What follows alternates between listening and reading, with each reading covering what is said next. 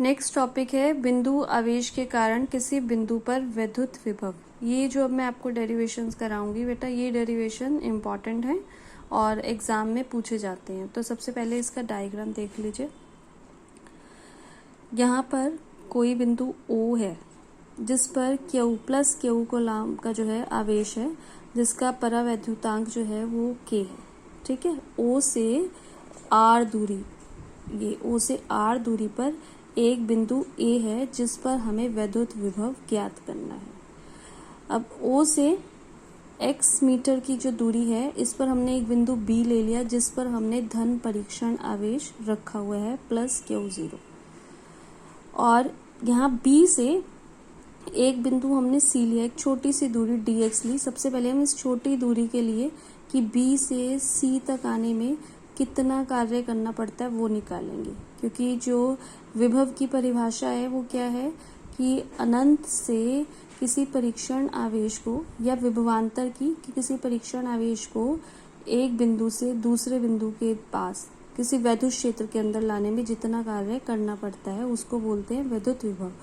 तो हमें निकालना तो A बिंदु पर है, पर पहले हम एक छोटी डिस्टेंस C के लिए निकालेंगे।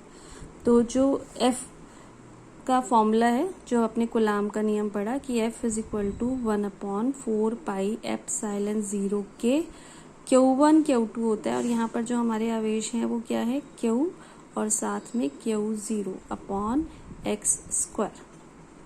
तो अगर जैसे मैं बात कर रही थी कि B से C की हम बात करें, B से C तक लेकर आ रहे हैं हम, तो जो किया गया कार्य होगा DW, इसको हम नाम दे देते हैं, वो किसके इक्वल होगा 1/4 पाई एप्सिलॉन 0 के Q0 अपॉन x स्क्वायर और साथ में माइनस dx। यहाँ पर माइनस dx क्यों किया जा रहा है?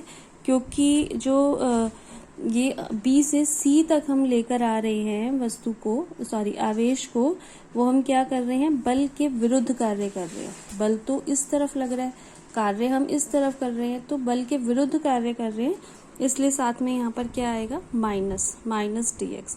तो जो W का फॉर्मूला आ गया वो -1/4 पाई एप्सिलॉन 0 के Q0 upon x square dx, साथ में जूल।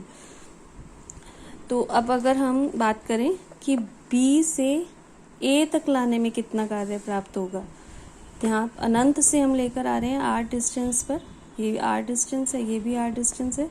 तो जो W होगा वो कैसे प्राप्त होगा, अगर हम DW का इंटीग्रल कर दें। जब हम इंटीग्रल करते हैं तो लिमिट्स रखी जाती हैं, अनंत से R तक की लिमिट -1/4 पाई एप्सिलॉन 0 के Q0 upon x square dx।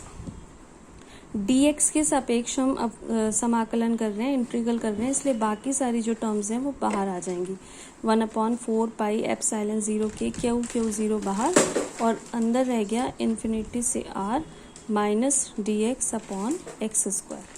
जब इंटीग्रल किया जाता है तो पावर प्लस हो जाती है, तो यहाँ पर ये क्या बन गया माइनस x स्क्वायर है, तो ऊपर माइनस x की पावर 2 और साथ में dx। तो जब हम इसे प्लस करेंगे तो माइनस x की पावर -2 + 1, -2 + 1 कितने होते हैं -1, तो एक -1 नीचे आ जाएगा, माइनस से माइनस कैंसिल आउट, x की पावर -1, तो x की पावर -1 को हम 1/x लिखेंगे। तो W is equal to 1/4 pi epsilon 0 के Q0 1/x, और इसकी लिमिट इन्फिनिटिव से R तक। लिमिट्स कैसे रखी जाती हैं, सबसे पहले अपर लिमिट रखी जाती है, फिर माइनस करके लोअर लिमिट रखी जाती है। तो ये टर्म तो एज इट इज आएगी, 1/x की जगह हम क्या रखेंगे R, 1/R माइनस, फिर x की जगह क्या रखेंगे इन्फिनिटिव, 1/इन्फिनिटिव 0 होता है, तो सिर्फ क्या रह गया 1/R। तो जो W आया वो आया 1/4 पाई एप्सिलॉन 0 के Q0 अपॉन R जूल। अब हमें निकालना है विभव, तो विभव बराबर V बराबर होता है W/Q0। W का मान ये और अपॉन में Q0, क्यू ज़ीरो से क्यू ज़ीरो कैंसिल आउट, तो 1/4 पाई एप्सिलॉन 0 के क्यू अपॉन आर वोल्ट। इसका मतलब जो V है वो R के व्युत्क्रमानुपाती होता है। जैसे जैसे दूरी बढ़ेगी वैसे वैसे विभव जो है वो घटता जाता है, या जैसे जैसे दूरी कम होती है वैसे वैसे विभव जो है वो बढ़ता रहता है।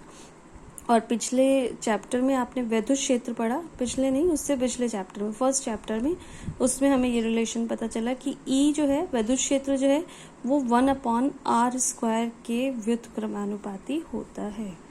तो V इज इक्वल, एक और चीज़, वहाँ पर मैंने प्लस क्यू आवेश लिया था। अगर प्लस क्यू की जगह माइनस क्यू आवेश हो तो फॉर्मूला क्या हो जाएगा, V is equal to -1/4 pi epsilon 0 Q upon R volt. अब आगे जो टॉपिक हैं वैद्युत द्विध्रुव के कारण वैद्युत विभव, ये वैसे ही टॉपिक हैं जैसे आपने फर्स्ट चैप्टर में वैद्युत क्षेत्र निकाला था द्विध्रुव के कारण। यहाँ पर वैद्युत विभव निकालनी है, ये भी मोस्ट इम्पॉर्टेंट टॉपिक है और ये मैं अब आपको कल कराऊंगी।